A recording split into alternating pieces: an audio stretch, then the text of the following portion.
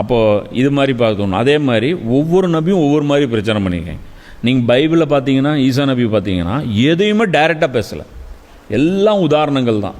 ஒரு மரம் இருக்கிறது, அது கனி கொடுக்காது, அதை வைத்திருப்பாரா, கனி கூடாத மரங்கள்லாம் வெட்டப்படும். இவர் என்ன நம்மாழ்வாரா? எந்த மரத்தை வெட்டணும் எந்த மரத்தை வளர்க்கணும்னு சொல்கிறதுக்கு என்ன விவசாய கல்லூரியை வச்சு நடத்திட்டு இருந்தாங்க? அத்திமரம் ஒரு உதாரணம், உங்களுடைய உதாரணம் என்ன? இதே அத்திமரம் டீலரா, இவர் ஹோல்சேல் டீலரா? எதுக்கு மரத்தை பற்றி எல்லாமே மறைமுகமாக தான் பேசுகிறாரு. ஏன்? சூழல் அப்படி இருந்துச்சு, ஓப்பனாக பேச முடியாது.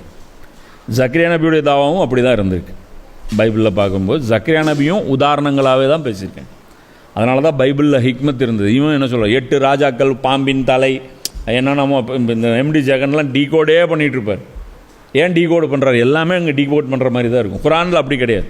சில இடங்கள் டீகோட் பண்ணுற மாதிரி இருக்கும், சில இடங்களில் நேக்கடாக இருக்கும்.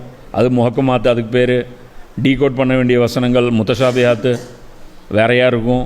அப்போ குரான்லேயே வேறு இருக்கும்.